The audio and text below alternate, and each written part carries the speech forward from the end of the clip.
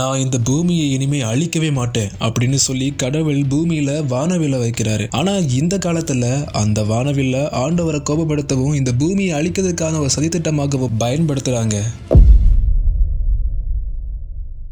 எப்படின்னு கேக்குறீங்களா? ஆதியாகமம் 5ஆம் அதிகாரம் முதல் 9ஆம் அதிகாரம் வரைக்கும் நான் படிக்கும் பொழுது இதுவரைக்கும் நான் கவனிக்காத ஒரு விஷயத்தை கவனிச்சேன். இந்த வீடியோல அதை பத்தி நான் சொல்ல போறேன். அதுக்கு முன்னாடி நோவாவோட கதையை சுருக்கமா நாம பார்ப்போம். கதை தெரியாதவர்களும் இந்த கதையை தெரிஞ்சுக்கிறதுக்காக மிகவும் சுருக்கமாக 1 நிமிடத்துல இந்த கதையை நான் முடிக்கிறேன். சோ கதையை ஃபுல்லா பாருங்க.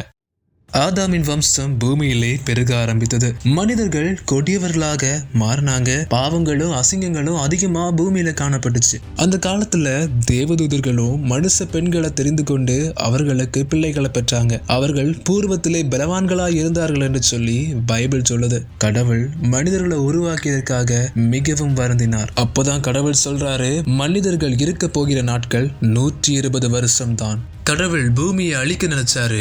ஆனாலும் நோவாவை காப்பாற்றணும்னு நினைச்சாரு.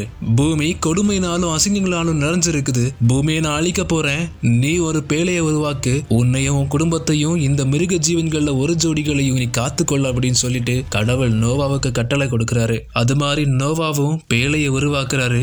உயிருள்ள பிராணிகள் எல்லாற்றையுமே பேழைக்குள்ள ஏற்றுறாரு. 40 நாள் பலமா மழை பெய்து பூமியிலிருந்து எல்லாருமே அழிந்து போனாங்க. தண்ணீர் வற்றிய பிறகு நோவாவும் அவனுடைய குடும்பமும் வெளியே வந்தாங்க.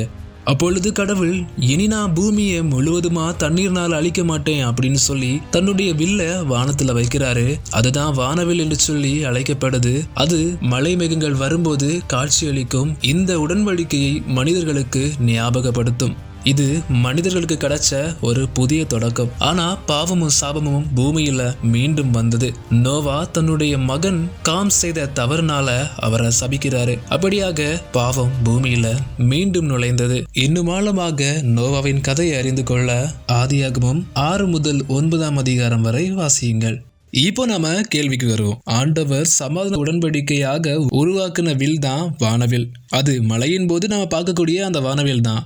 ஆனா இப்போ சில வருடங்களாக அது தவறான ஒரு செயலுக்கு அடையாளமாக பயன்படுத்துகிறார்கள். அவர்கள் கடவுளை எதிர்ப்பவர்களாகவும் கடவுள் உருவாக்கிய குடும்பம் என்னும் கட்டமைப்புக்கு விரோதமான செயல்களை செய்பவர்களாகவும் காணப்படுகிறார்கள். அவர்கள் செய்யக்கூடிய விஷயங்கள் கடவுளால் அருவருக்கப்படுகிறது. பூமியை அழிவுக்கு காரணமாக்குகிறது. அதை நான் சொல்ல முடியாது, ஏன்னா யூடியூப் அதை கவனிச்சுட்டே இருக்கும். அதை நீங்க இந்த இமேஜ்ல பார்க்கலாம். அது என்ன அப்படின்னு சொல்லிட்டு இதை பற்றி நீங்க சர்ச் பண்ணி பாருங்க. உங்களுக்கு இதோடைய உண்மையான நிலவரங்கள் உங்களுக்கு தெரியும். ஆண்டவரின் கிருபையால சமாதானத்தின் உடன்படிக்கையான வானவில்லை அவரை கோபப்படுத்த ஒரு பாவத்திற்கான அடையாளமாக மனிதர்கள் மாற்றியுள்ளனர். இது எப்படி இருக்குன்னா, நீங்க எங்க மேல வச்ச இரக்கத்தினால இதை நீங்க உருவாக்குனீங்க, நாங்க பாவங்களை செய்வோம், நீங்க எங்களை என்ன பண்ணுவீங்க அப்படின்னு கடவுளை கேட்கக்கூடிய ஒரு விஷயமாக நான் இதை பார்க்கிறேன். கிருபைக்கு எதிர்த்து நிற்பவர்களாக மனிதர்கள் இப்போது காணப்படுகின்றனர். இன்னும் சில விஷயங்களை நான் இதில் கவனிச்சேன். பாவம் அதிகரிக்கும் போது பூமியிலே அழிவு என்பது வரும்.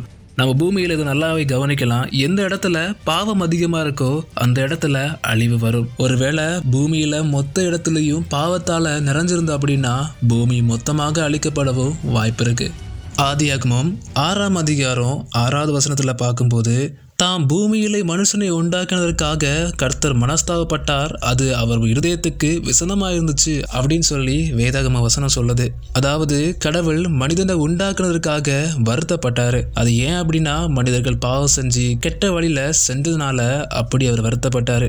இன்னைக்கும் நாம ஒருவேளை கெட்ட வழிகளை நடந்துட்டு ஆண்டவருக்கு துரோகம் செய்துட்டு பாவங்களை செஞ்சுட்டு இருக்கோம் அப்படின்னா நம்முடைய ஆண்டவர் நம்ம குறித்து வருத்தப்பட்டு இருக்காரு அப்படின்றது உண்மை. நாம மனம் திரும்பணும் அப்படின்றத இங்க சொல்லணும் நான் ஆசைப்படுறேன். அடுத்ததாக பார்த்தோம் அப்படின்னா மனிதர்களுக்கு ஒரு புதிய துவக்கம் அப்படின்றது கிடைச்சிச்சு. ஆனா அங்கேயுமே பாவம் உள்ளே நுழைந்தது. எப்படின்னா காம் ஒரு தவற செய்யறாரு, அதனால நோவா ஒரு சாபத்தை கொடுக்கிறாரு, அதனால பாவம் பூமியில வருது. இந்த வீடியோலேருந்து நான் உங்களுக்கு சொல்லணும்னு நினைக்கிறது என்ன அப்படின்னா, பைபிளை வாசிங்க. அப்போதான் அதில் இருக்கக்கூடிய நிறைய விஷயங்களை உங்களால் புரிஞ்சுக்க முடியும். இந்த ஆதியாகமத்தில் கூட நமக்கு நிறைய விஷயங்கள் சொல்லப்பட்டுட்டே தான் இருக்கு. கடவுளோட அன்பு, கடவுள் எதனால மனிதர்களை தண்டிச்சாரு, சாத்தானோட தந்திரம் என்ன, சாத்தானோட பெரிய ஆயுதம் என்ன, மனிதர்களுக்கான அழிவின் காரணம் என்ன அப்படின்னு சொல்லிட்டு நம்ம ஒவ்வொரு விஷயங்களையும் வேதாகமத்தை படிக்கும் போது அறிந்து கொள்ள முடியும். எனவே இந்த பயணத்துல நீங்களும் இணைஞ்சுக்கோங்க. நாம சேர்ந்தே வேதாகமத்தை வாசித்து முடிக்கலாம். ஒரு சாப்பாடை நான் சாப்பாடுன்னு வச்சுக்கோங்க, அது எவ்வளோ டேஸ்ட்டாக இருக்கும் அப்படின்னு சொல்லி நான் சொல்லலாம். ஆனால் அதை சாப்பிட்டு பார்த்தீங்கன்னா தான் அதோட அருமை தெரியும். அதனால வேதாகமத்தை வாசிங்க, சரியா? இந்த வீடியோவை இங்கேயே முடிக்கிறேன். அடுத்த வீடியோ நாளை தினத்தில் வரும். ஆதியாகமம் 10ஆம் அதிகாரத்தையும் 11வது அதிகாரத்தையும் வாசிங்க. இதுல பாபேல் கோட்டையோட கதை இருக்கு. பாசைகள் தாறுமாறானதற்கான அந்த ஒரு கதையும் இங்கதான் இருக்கு. நானும் வாசிக்கிறேன், நீங்களும் வாசிங்க.